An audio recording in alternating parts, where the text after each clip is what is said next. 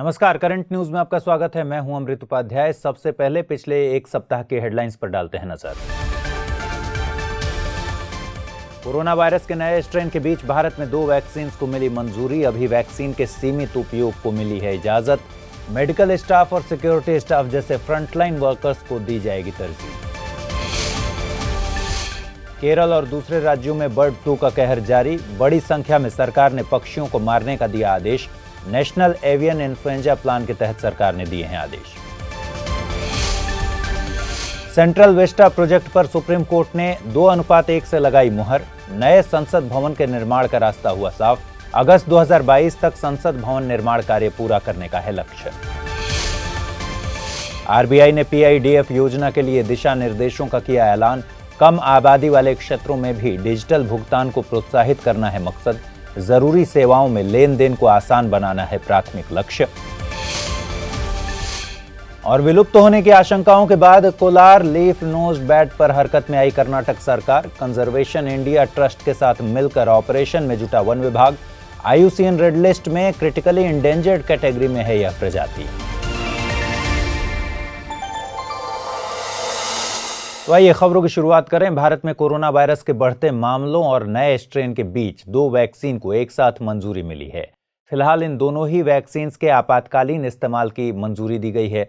Oxford university और AstraZeneca की vaccine Covishield और भारत बायोटेक की वैक्सीन कोवैक्सीन को इसके लिए चुना गया है। केंद्रीय औषधि मानक नियंत्रण संगठन की कोविड-19 संबंधी विषय विशेषज्ञ समिति की अनुशंसा के आधार पर drug controller general of India ने यह मंजूरी प्रदान की है। आपातकालीन इस्तेमाल का मतलब है कि अभी इस वैक्सीन का सीमित उपयोग किया जाएगा। इसके तहत चिकित्सा कर्मियों, सुरक्षा कर्मियों जैसे फ्रंटलाइन वर्कर्स को पहले यह वैक्सीन लगाई जाएगी। गौरतलब है कि भारत में new drugs and clinical trials rules 2019 के तहत नई दवाओं और वैक्सीन के इस्तेमाल को मंजूरी दी जाती है। हालांकि इस नियम में आपातकालीन इस्तेमाल की बात नहीं की गई है, लेकिन एक्सेलरेटेड अप्रूवल प्रोसेस के तहत विशेष परिस्थितियों में वैक्सीन के इस्तेमाल की बात कही गई है। इस नियम के तहत अगर कोई दवा या टीका क्लिनिकल ट्रायल के दूसरे चरण में प्रभावी परिणाम देती है तो उसके आधार पर उसे बाजार में उतारने की मंजूरी दी जा सकती है। आपको बता दें कि ऑक्सफोर्ड यूनिवर्सिटी की वैक्सीन कोविशील्ड को भारत में पुणे स्थित सीरम इंस्टीट्यूट ऑफ इंडिया विकसित कर रहा है। हाल के कुछ दिनों में देश के कुछ राज्यों में बर्ड फ्लू के मामलों में तेजी देखी गई है। दरअसल पिछले दिनों हिमाचल प्रदेश में करीब 2000 प्रवासी पक्षी मारे गए। इस घटना के पीछे जानकारों ने एवियन इन्फ्लुएंजा या H5N1 वायरस की बात कही है। इस घटना के बाद बर्ड फ्लू के खतरे को देखते हुए मध्य प्रदेश, हिमाचल प्रदेश, केरल और राजस्थान को हाई अलर्ट पर रखा गया है। इन राज्यों में पक्षियों को मारने के आदेश दिए गए हैं। केरल ने तो बर्ड फ्लू के बढ़ते मामलों को देखकर इसे राज्य आपदा घोषित किया है। इस पूरी स्थिति को मद्देनजर रखते हुए केंद्रीय मत्स्य पालन, पशुपालन एवं डेयरी मंत्रालय ने कुछ दिशा निर्देश जारी किए हैं। ये निर्देश सरकार के 2015 के नेशनल एवियन इन्फ्लुएंजा प्लान के तहत जारी किए गए हैं। एवियन इन्फ्लुएंजा, जिसे बर्ड फ्लू भी कहा जाता है, एक तरह की वायरल डिजीज है जो इन्फ्लुएंजा टाइप ए वायरस के कारण होता है। इस वायरस के कई स्ट्रेन हैं, जैसे H5N1, H7N9, H5N8, जिनमें से कुछ के चलते पक्षियों के अंडा उत्पादन में कमी हो सकती है और कुछ के कारण उनकी मौत तक हो सकती है। यह वायरस पक्षियों से स्तनपायियों में फैल सकता है। कुछ मामले पोल्ट्री उद्योग के चलते इंसानों में भी देखने को मिले हैं। आपको बता दें कि 2005 में पशुपालन और डेयरी विभाग ने इन्फ्लुएंजा को कंट्रोल करने के लिए एक एक्शन प्लान तैयार किया था, जिसे 2006, 2012, 2015 और 2021 में रिवाइज किया गया। इस बीमारी को रोकने के मकसद से राज्यों को दिशा निर्देश देने के लिए यह प्लान बनाया गया था, ताकि राज्य सरकारें बर्ड फ्लू का प्रिवेंशन, कंट्रोल और कंटेनमेंट कर सकें। प्रधानमंत्री श्री नरेंद्र मोदी ने हाल ही में नेशनल मेट्रोलॉजी कॉन्क्लेव 2021 का उद्घाटन किया। इस मौके पर उन्होंने नेशनल एनवायरमेंट स्टैंडर्ड लेबोरेटरी की आधारशिला भी रखी। साथ ही नेशनल एटॉमिक टाइम स्केल और भारतीय निर्देशक द्रव्य प्रणाली राष्ट्र को समर्पित किया। नई दिल्ली स्थित वैज्ञानिक एवं औद्योगिक अनुसंधान परिषद नेशनल फिजिकल लेबोरेटरी ने अपने 75वें स्थापना दिवस के मौके पर इस कॉन्क्लेव का आयोजन किया। कॉन्क्लेव का मुख्य विषय metrology for the inclusive growth of the nation था। गौरतलब है कि national atomic time scale 2.8 nanosecond की सटीकता के साथ इंडियन स्टैंडर्ड टाइम बताने में सक्षम है। अब भारतीय मानक समय 3 नैनोसेकंड से भी कम अवधि की सटीकता के साथ अंतर्राष्ट्रीय मानक समय के अनुरूप हो गया है। इससे अत्याधुनिक प्रौद्योगिकी के क्षेत्र में काम करने वाली इसरो जैसी संस्थाओं को मदद मिलने की उम्मीद है। इस उपलब्धि से बैंकिंग, रेलवे, रक्षा, स्वास्थ्य, दूरसंचार, मौसम की भविष्यवाणी और इसी तरह के कई अन्य क्षेत्रों को बहुत लाभ होगा। वहीं भारतीय निर्देशक द्रव्य प्रणाली भारतीय उत्पादों की गुणवत्ता में सुधार करने में मदद करेगी। इस प्रणाली के सर्टिफाइड रेफरेंस मटेरियल सिस्टम के जरिए भारी धातुओं, कीटनाशकों, औषध और कपड़ा उद्योग क्षेत्र को गुणवत्तापूर्ण उत्पाद तैयार करने में मदद मिलेगी। मौजूदा वक्त में भारत सरकार भारतीय निर्देशक द्रव्य प्रणाली के जरिए भारतीय प्रौद्योगिकी, भौतिक विज्ञान, आयुष, खाद्य और कृषि को सहयोग देने पर ध्यान केंद्रित कर रही है। सरकार ने मन बनाया है कि वह जल्द से जल्द 2013 की विज्ञान, प्रौद्योगिकी एवं नवाचार नीति को खत्म कर नई नीति लागू करेगी। सरकार ने इसके लिए ड्राफ्ट भी तैयार कर लिया है। इसे हाल ही में पब्लिक कमेंट्स और सजेशंस के लिए जारी भी किया गया है।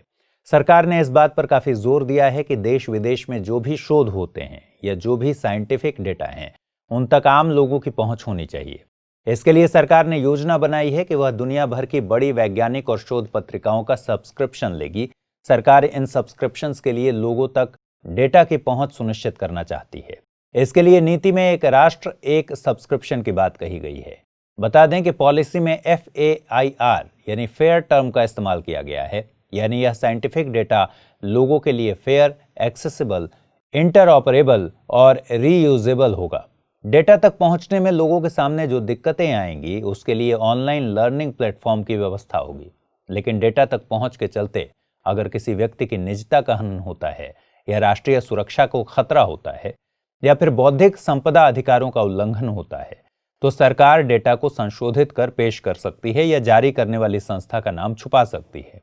नीति में आगे कहा गया है कि डेटा एक्सेस के लिए हमें एक national science, technology and innovation observatory की जरूरत होगी, जो कि एक सेंट्रल रिपोजिटरी के तौर पर काम करेगी।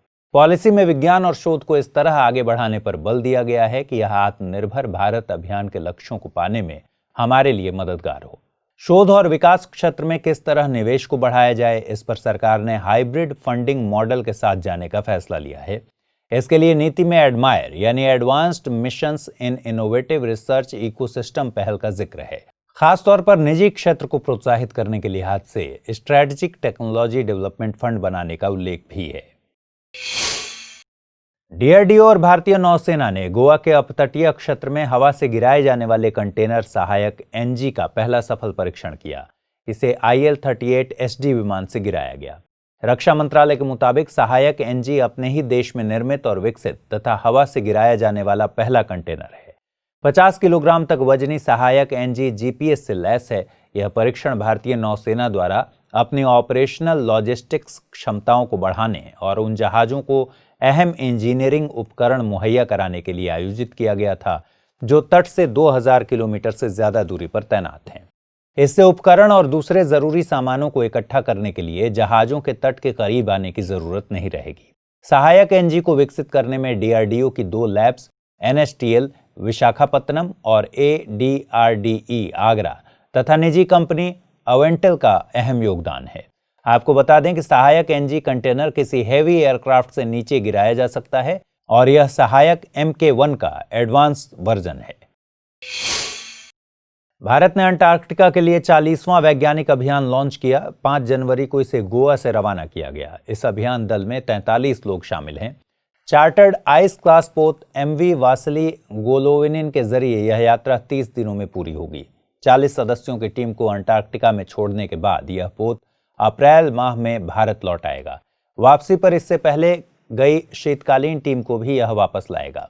कोविड-19 महामारी से जुड़ी मौजूदा चुनौतियों के कारण 40वें वैज्ञानिक अभियान की वैज्ञानिक और लॉजिस्टिक गतिविधियां सीमित रहेंगी। इसका मकसद जलवायु परिवर्तन, भूविज्ञान, महासागर पर्यवेक्षण और पर्यावरण निगरानी पर चल रही वैज्ञानिक परियोजनाओं में सहयोग करना है। लिहाजा इसके जरिए वहां पर भोजन, ईंधन, रसद और अतिरिक्त उपकरणों की फिर से आपूर्ति सुनिश्चित करने की कोशिश की जा रही है। आपको बता दें कि भारतीय अंटार्कटिक अभियान 1981 में शुरू हुआ था। पहला अभियान दल डॉक्टर SZ कासिम के नेतृत्व में गया था। भारतीय अंटार्कटिक कार्यक्रम ने अब तक अंटार्कटिका में दक्षिण गंगोत्री, मैत्री और भारती नाम से 3 स्थायी अनुसंधान बेस स्टेशन बनाने का श्रेय हासिल कर लिया है। मौजूदा वक्त में अंटार्कटिका में 2 अनुसंधान स्टेशन मैत्री और भारती काम कर रहे हैं। National centre for polar and ocean research Goa पूरे भारतीय अंटार्कटिक कार्यक्रम का प्रबंधन करता है। CSIR और NIIST यानी national institute for interdisciplinary science and technology single use plastic को लेकर एक साथ आए हैं। NIIST के वैज्ञानिकों ने कृषि अवशेषों और बाई प्रोडक्ट से प्लेट, कटलरी और कप सहित बायोडिग्रेडेबल टेबलवेयर के निर्माण के लिए एक तकनीक विकसित की है। खाद्य प्रसंस्करण क्षेत्रों से पर्यावरण में भारी मात्रा में कृषि अवशेष या उपोत्पाद डिस्पोज किए जाते हैं। NIIST के मुताबिक सिंगल यूज प्लास्टिक के विकल्प के तौर पर इन कचरों का उपयोग बड़ा अवसर मुहैया कराता है। दरअसल प्राथमिक कृषि अवशेषों को फसलों की कटाई के दौरान एक बाय प्रोडक्ट के रूप में प्राप्त किया जाता है, जबकि द्वितीयक कृषि अवशेष कटाई के बाद के प्रसंस्करण से निकलते हैं। NIIST के मुताबिक विकसित किए गए बायोडिग्रेडेबल टेबलवेयर को 6 माह तक सुरक्षित रखा जा सकता है, जिसका ताप प्रतिरोध 100 डिग्री सेल्सियस तक का होता है। लिहाजा विकसित उत्पाद सिंगल यूज प्लास्टिक के विकल्प के रूप में आदर्श समझा जाता है। इसकी जरूरत इसलिए भी महसूस की जा रही है कि अब तक उत्पादित प्लास्टिक का महज 9% ही रिसाइकिल किया जा सका है। वहीं लगभग 60% प्लास्टिक को प्राकृतिक वातावरण या लैंडफिल में डिस्पोज किया गया है और सेहत तथा पर्यावरण पर इसके गंभीर प्रभाव पड़ते हैं।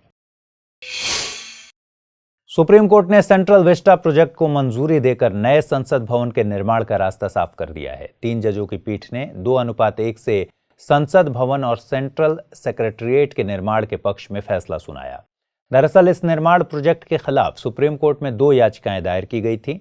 इन याचिकाओं में दावा था कि प्रोजेक्ट के लिए पर्यावरण मंजूरी गलत तरीके से दी गई है। साथ ही लैंड यूज में बदलाव की मंजूरी देने में भी चूक हुई और कंसल्टेंट को चुनने में भी पारदर्शिता नहीं बरती गई। लेकिन कोर्ट ने कहा कि प्रोजेक्ट के लिए पर्यावरण मंजूरी सही तरीके से दी गई है। साथ ही दिल्ली विकास प्राधिकरण द्वारा लैंड यूज में बदलाव का जारी नोटिफिकेशन भी वैलिड था। हालांकि कोर्ट ने शर्त रखी है कि कंस्ट्रक्शन शुरू करने से पहले पुरातत्व संरक्षण समिति की मंजूरी ली जाए। कोर्ट ने कहा कि सभी कंस्ट्रक्शन साइट्स पर स्मॉग टावर लगाए जाएं और एंटी स्मॉग गन इस्तेमाल की जाए। आपको बता दें कि सेंट्रल विस्टा प्रोजेक्ट का ऐलान सितंबर 2019 में हुआ था। इसमें संसद की नई तिकोनी इमारत होगी, जिसमें दोनों सदनों लोकसभा और राज्यसभा के लिए बैठने की व्यवस्था होगी। सरकार का दावा है कि इसमें 900 से 1200 की संख्या तक सांसद बैठ सकेंगे। खबरों के मुताबिक नए संसद भवन का निर्माण 75वें स्वतंत्रता दिवस पर अगस्त 2022 तक पूरा कर लिया जाएगा। वहीं सेंट्रल सेक्रेटेरिएट को 2024 तक पूरा करने की तैयारी है। आपको बता दें कि टाटा प्रोजेक्ट नामक कंपनी को नए संसद भवन के निर्माण की जिम्मेदारी दी गई है। हाल ही में सुप्रीम कोर्ट ने 3 तलाक कानून पर एक अहम फैसला दिया। कोर्ट के मुताबिक इस कानून के तहत अग्रिम जमानत देने पर कोई रोक नहीं है। केरल हाई कोर्ट के आदेश को चुनौती देने वाली याचिका पर सुनवाई करते हुए सुप्रीम कोर्ट ने यह टिप्पणी की। जस्टिस DY चंद्रचूड़ की अगुवाई वाली पीठ ने कहा कि मुस्लिम महिला विवाह अधिकार संरक्षण कानून 2019 के तहत किए गए अपराध के लिए अग्रिम जमानत पर कोई पाबंदी नहीं है। कोर्ट ने कहा कि CRPC की धारा 438 और मुस्लिम महिला विवाह अधिकार संरक्षण कानून की धारा 7C इस कानून के तहत किए गए अपराध में अग्रिम जमानत पर रोक लगाने की बात नहीं करती। इसी फैसले में कोर्ट ने एक अहम टिप्पणी करते हुए कहा कि पति के रिश्तेदारों को 3 तलाक विरोधी कानून के तहत आरोपी नहीं बनाया जा सकता। दरअसल इस मामले में पीड़िता ने 3 तलाक देने का आरोप लगाकर पति और उसकी मां दोनों को आरोपी बनाया था। लेकिन सुप्रीम कोर्ट ने कहा कि इस एक्ट के तहत तलाक देकर मुस्लिम पुरुष ने अपराध किया है, ऐसे में उसकी मां को आरोपी नहीं ठहराया जा सकता। कोर्ट ने आगे कहा कि मुस्लिम महिला विवाह अधिकार संरक्षण कानून 2019 की धारा 3 और धारा 4 महिला के पति से संबंधित हैं, न कि उसके रिश्तेदारों से। बीते दिनों प्रधानमंत्री श्री नरेंद्र मोदी ने 6 राज्यों में लाइट हाउस प्रोजेक्ट्स की आधारशिला रखी।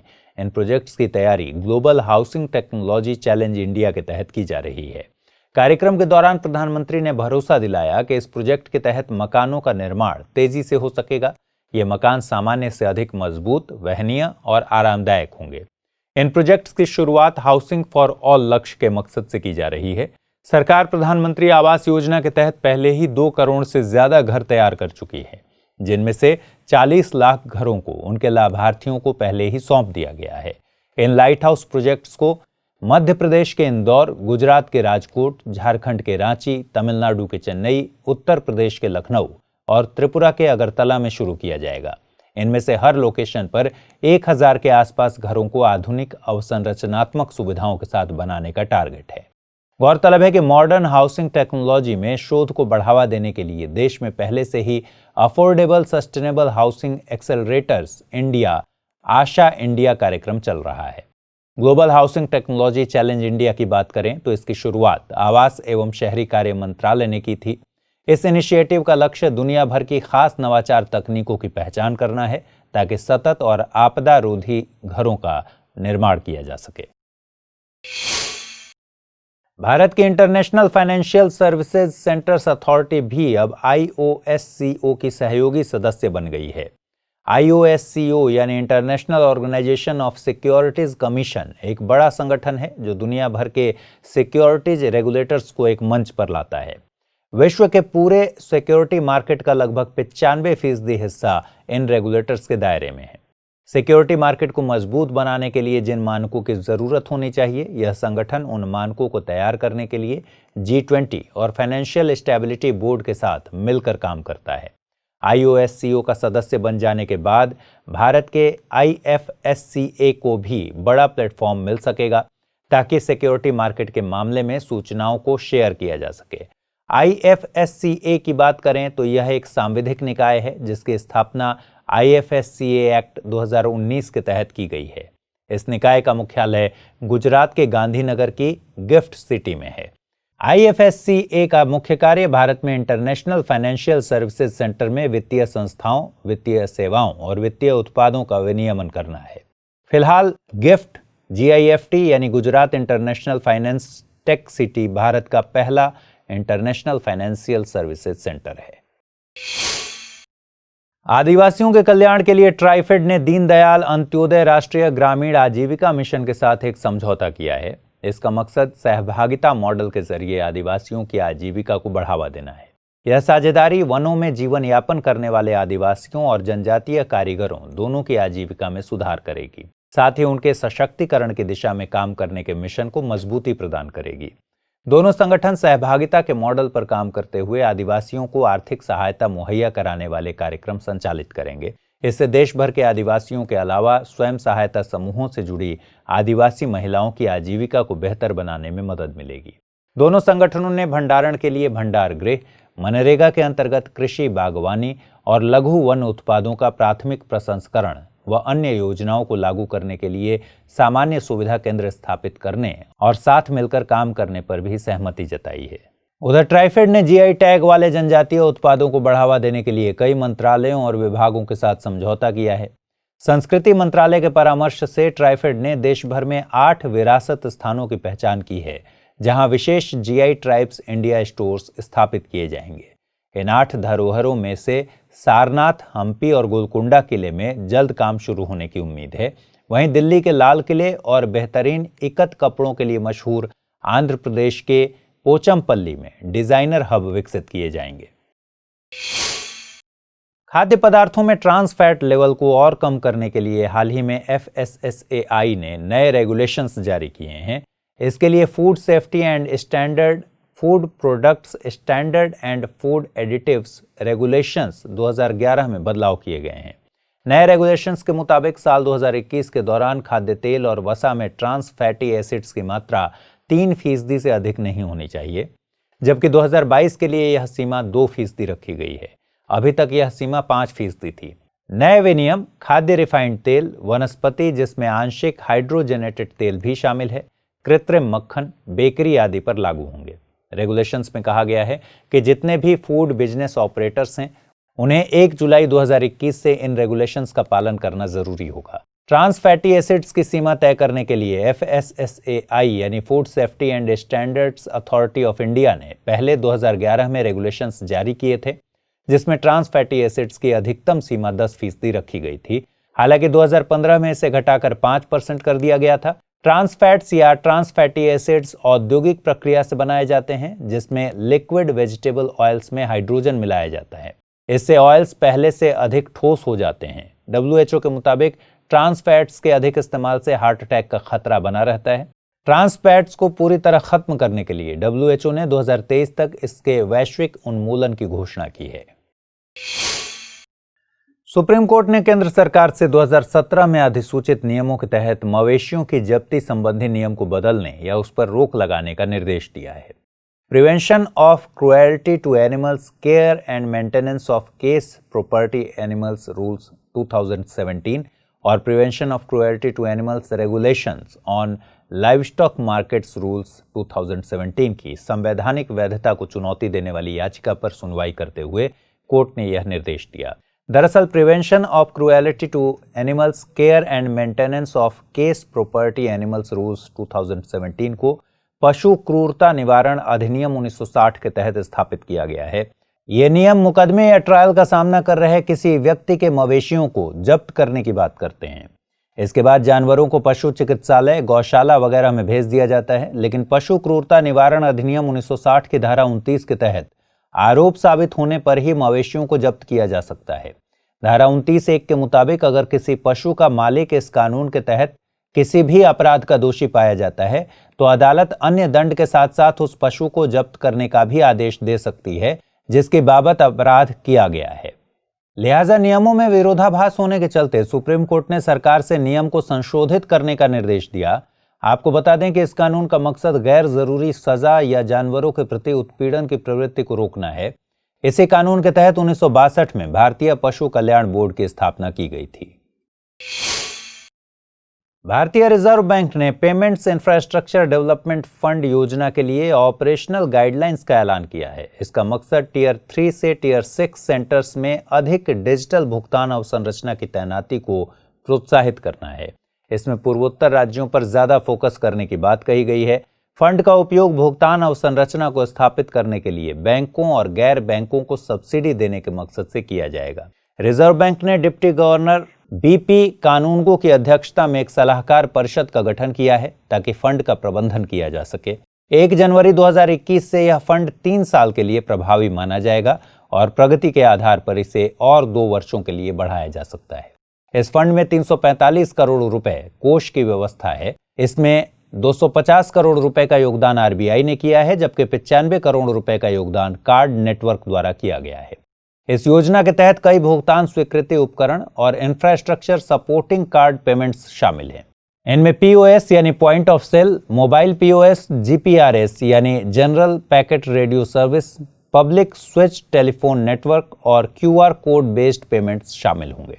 इस योजना का प्राथमिक लक्ष्य व्यापारियों को आवश्यक सेवाएं प्रदान करना है, जैसे कि ट्रांसपोर्ट एवं हॉस्पिटैलिटी, सरकारी भुगतान, फ्यूल पंप, सार्वजनिक वितरण प्रणाली की दुकानें और स्वास्थ्य सुविधाएं, खासकर जिनके पास पेमेंट डिवाइस नहीं है। आपको बता दें कि 2011 की जनगणना के आधार पर आबादी को 6 टियर सेंटर्स में विभाजित किया गया है। 20,000 से 49,999 लोगों की आबादी को टियर 3 में रखा गया है, जबकि 5,000 से कम आबादी को टियर 6 सेंटर में रखा गया है। वहीं 1 लाख और उससे अधिक की आबादी को टियर 1 सेंटर के तहत रखा गया है।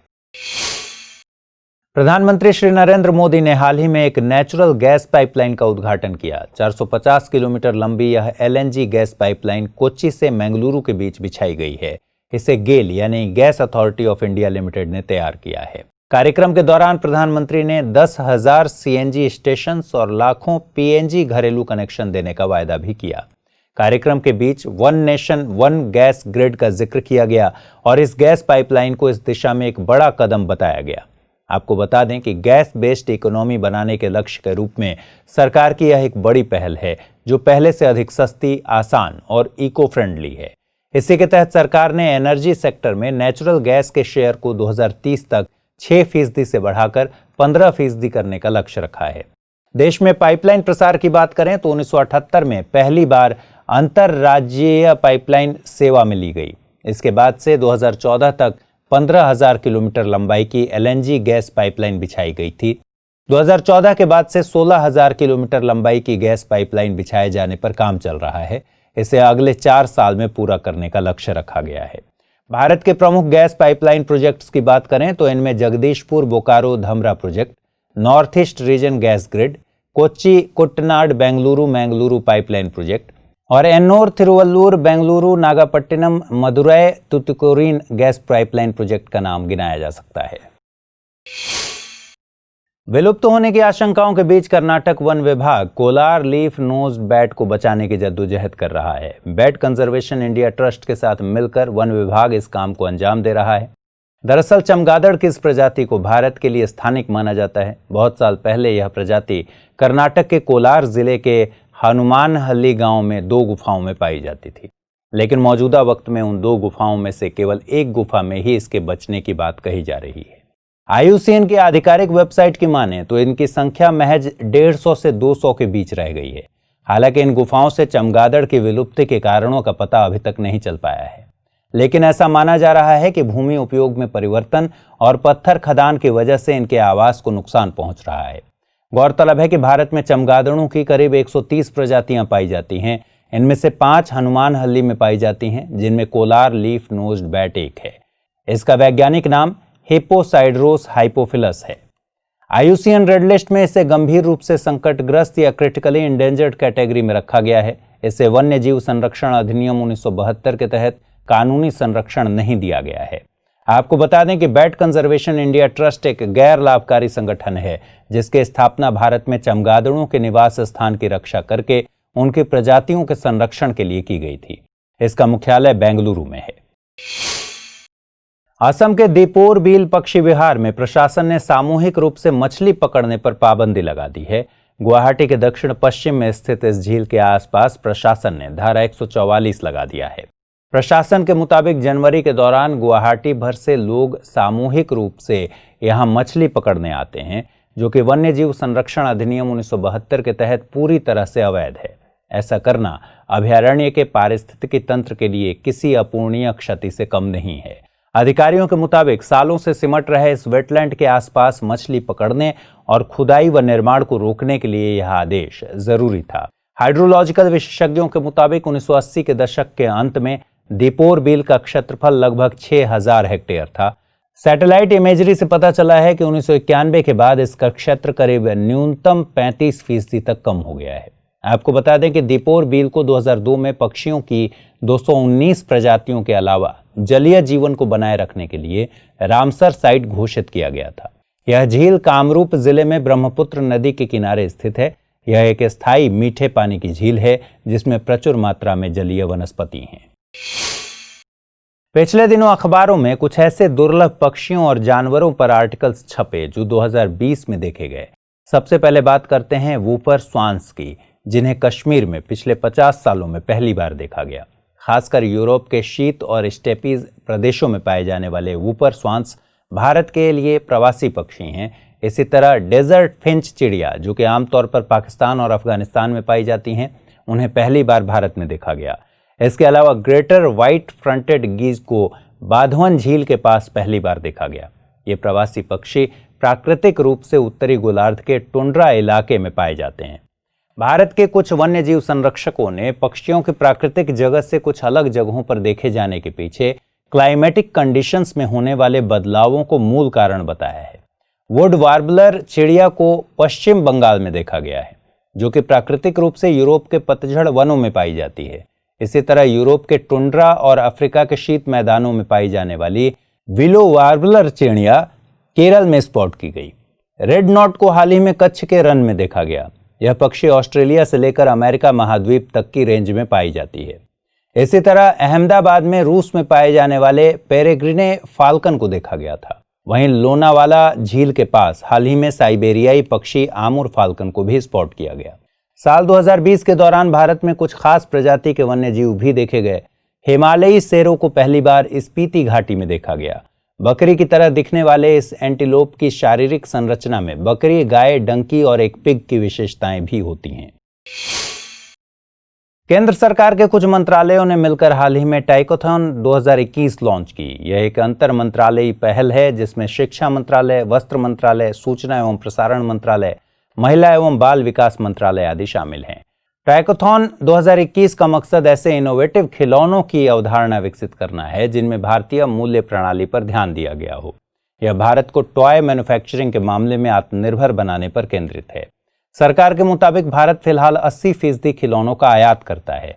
इस लिहाज से स्वदेशी तकनीकी विकसित करने के लिए यह पहल काफ़ी अहम है। इसमें स्कूली बच्चे हिस्सा लेंगे और वे ही खिलौनों को इनोवेट और डिज़ाइन करेंगे। साथ ही दिव्यांग बच्चों की अनुकूलता का भी इसमें ध्यान रखा जाएगा। यह अपनी तरह का एक विशेष हैकाथॉन है जिसमें कई स्कूलों और कॉलेजों से बच्चे और टीचर्स, टॉय एक्सपर्ट और स्टार्टअप साथ आएंगे। इसमें 9 मुख्य बातों पर फोकस किया गया है। ये हैं भारतीय संस्कृति, इतिहास, भारत का इतिहास और नैतिक मूल्य, लर्निंग, एजुकेशन एंड स्कूलिंग, सामाजिक और मानव मूल्य, व्यवसाय और विशेष क्षेत्र, पर्यावरण, दिव्यांग, fitness and sport, creative and logical thinking और पारंपरिक भारतीय खिलौनों को रीडिजाइन करने की क्षमता। आइए अब जल्दी से डालते हैं मैप वाले सेक्शन पर एक नजर। मैप सेक्शन में आपका स्वागत है। आज हम बात करेंगे बेलारूस के बारे में। बेलारूस पूर्वी यूरोप की एक लैंडलॉक कंट्री है। इसकी सीमाओं की बात करें तो उत्तर पूर्व और पूर्व में इसकी सीमा रूसी संघ से लगती है। वहीं दक्षिण पूर्व और दक्षिण में यूक्रेन है। इसके उत्तर पश्चिम में पोलैंड है और वहीं उत्तर पूर्व में इसकी सीमा लिथुआनिया और लातविया से लगती है। यह 6 क्षेत्रों में विभाजित है। वह 6 क्षेत्र हैं: रोडना, ब्रेस्ट, मिन्स्क, विसिबस्क, माहिलियोव और होमियल। मिन्स्क बेलारूस की राजधानी है और यह बेलारूस की सबसे बड़ी सिटी भी है। इसकी नदियों की बात करें तो इसमें 7 प्रमुख नदियां हैं: नेमन नदी, वेस्टर्न डवीना, डनीपर, नीपर, बेरेजिना, प्रिप्यात और विलिया। यह इसकी प्रमुख नदियां हैं। इसका सबसे उच्चतम शिखर जर्जिंसिका हारा नामक पहाड़ी का शिखर है, जो कि इसकी राजधानी मिन्स्क के पश्चिम में स्थित है। और यह इसका जो सबसे न्यूनतम ऊंचाई का बिंदु है वह नेमन नदी तट पर है, जहां से यह बेलारूस से लिथुआनिया में प्रवेश करती है। हाल ही में इंडोनेशिया में कोरोना वैक्सीन को लेकर अच्छा खासा विवाद रहा। दरअसल वैक्सीन को अधिक समय तक संरक्षित रखने के लिए उसमें सूअर की मांस, हड्डी या चर्बी से बने जेलेटिन का उपयोग किया जाता है, जिसे इस्लाम धर्म को मानने वाले लोग आपत्तिजनक मानते हैं। इसके चलते इंडोनेशिया उलेमा काउंसिल ने इसके लिए हलाल सर्टिफिकेट जारी करने के लिए कहा। इसलिए अगले बुलेटिन में हम इंडोनेशिया पर चर्चा करेंगे। आप इसके सीमावर्ती देशों के नाम बताना ना भूलें।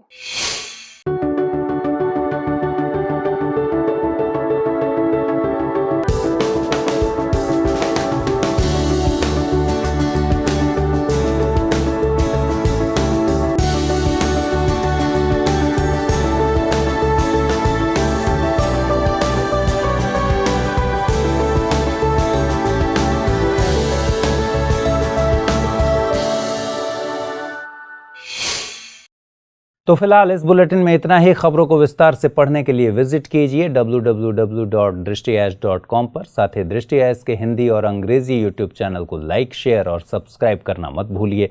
चलते चलते डालते हैं कुछ छोटी मगर जरूरी खबरों पर नजर। हाल ही में भारतीय मूल के एक अमेरिकी नागरिक डॉक्टर राज अय्यर अमेरिकी सेना के पहले मुख्य सूचना अधिकारी बन गए हैं। वह इस पद पर नियुक्त होने वाले पहले व्यक्ति हैं। गौरतलब है कि अमेरिका के रक्षा मंत्रालय के मुख्यालय यानी पेंटागन ने जुलाई 2020 में ही इस पद का सृजन किया था। भारत के लिए इसमें खास बात यह है कि वे उन भारतीय अमेरिकी नागरिकों में शामिल हैं जो पेंटागन में उच्च पदों पर रहे हैं।